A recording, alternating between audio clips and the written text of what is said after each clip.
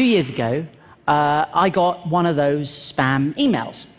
And it managed to get through my spam filter. I'm not quite sure how, but it's turned up in my inbox, and it was from a guy called Solomon Odonka. I know. It went like this. It said, hello, James Veitch. I have an interesting business proposal I want to share with you, Solomon. Now, my hand was kind of hovering on the delete button. Right? As you are, I was looking at my phone. I thought, I could just delete this. Or I could do what I think we've all always wanted to do. And I said, Solomon, your email intrigues me.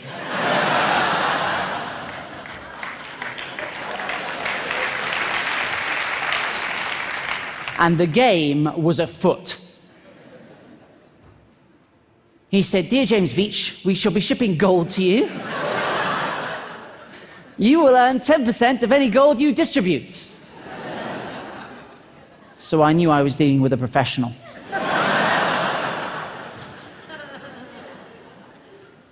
I said, how much is it worth? He said, we will start with a smaller quantity. I was like, ah. And then he said, of 25 kilograms. The worth should be about 2.5 million. I said, Solomon, if we're going to do it, let's go big.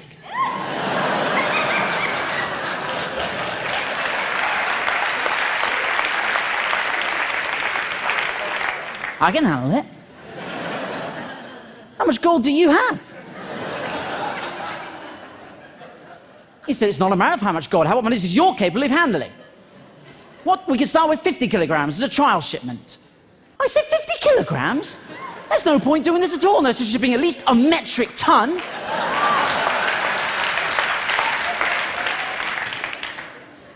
So what do you do for a living? I said, I'm a hedge fund executive bank manager.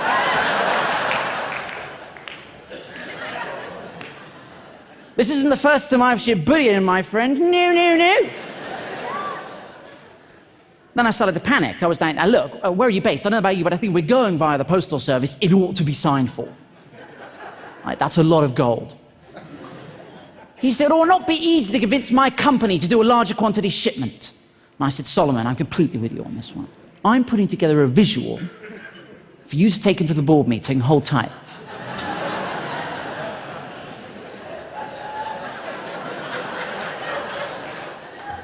This is what I sent Solomon.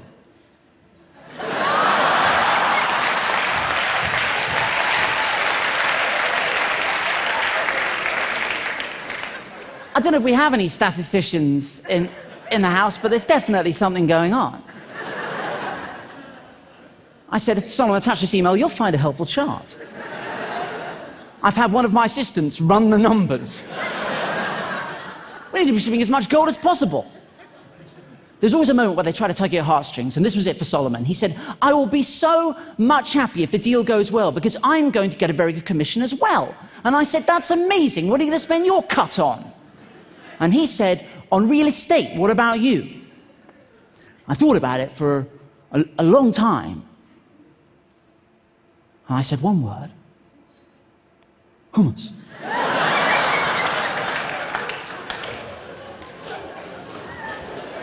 It's going places.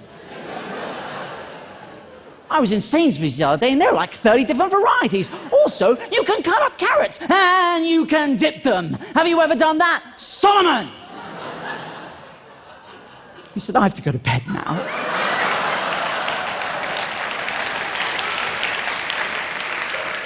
Till tomorrow. Have sweet dreams. I didn't know what to say.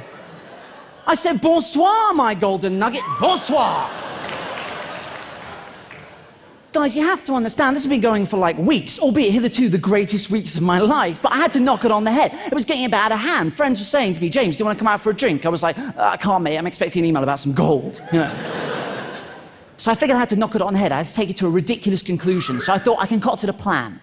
I said, look, Solomon, I'm concerned about security. When we email each other, we need to use a code. And he agreed.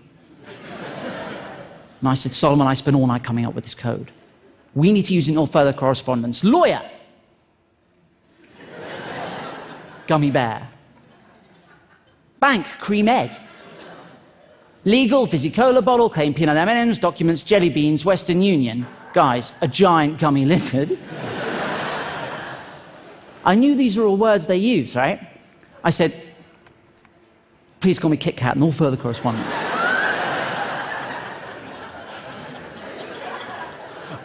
I didn't hear back. I thought, I've gone too far. I've gone too far. So I had to backpedal a little bit. I said, look, Solomon, is the deal still on? Kit Kat. Because you have to be consistent. Then I did get an email back from him. He said, the business is on, I'm trying, blah, blah, blah, blah, blah. I said, dude, you have to use the code. What followed is the greatest email I've ever received. I'm not joking. This is what turned up in my inbox. This was a good day. The business is on. And I'm trying to raise the balance for the gummy bear.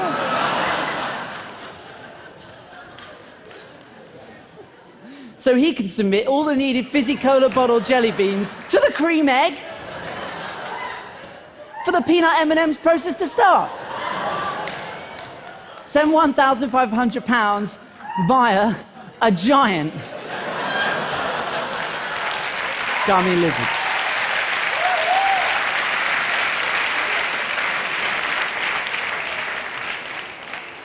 And that was so much fun, right, that it got me thinking, like, what would happen if I just spent as much time as I could replying to as many scam emails as I could? And that's what I've been doing for 3 years on your behalf. Yeah. Let me tell you, crazy stuff happens when you start replying to scam emails. It's really difficult, and I highly recommend we do. I don't think what I'm doing is mean, right? You know, there are a lot of people out there who do mean things to scammers. I don't think what I'm doing. All I think I do all I'm doing is wasting their time. Right? And I think any time they're spending with me is time they're not spending scamming vulnerable adults out of their savings, right? If you're going to do this, and I highly recommend you do, get yourself a pseudonymous email address. Don't use your own email address, because that's exactly what I was doing at the start, and it was a nightmare.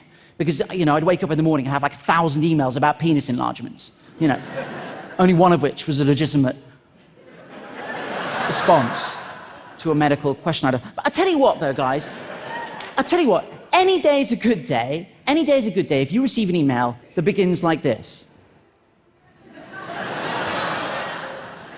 I am Winnie Mandela, the second wife of Nelson Mandela, the former South African president. I was like, oh, that Winnie Mandela. I know so many. I need to transfer $45 million out of the country because of my husband Nelson's health condition. Let that sink in. She sent me this, which is hysterical. And this looks fairly legitimate. This is a letter of authorization, but to be honest, if there's nothing written on it, it's just a shape. I said, Winnie, I'm really sorry to hear of this. Given that Nelson died 3 months ago, I describe his health condition as...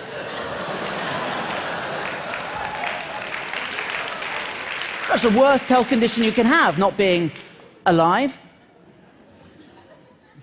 She said, kindly comply with my banker's instructions. One love. I said, of course, no woman, no cry.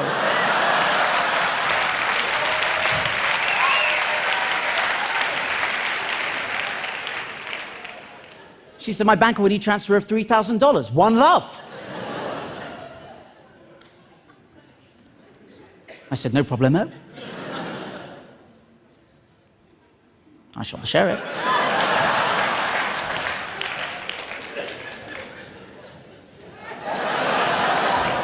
Thank you.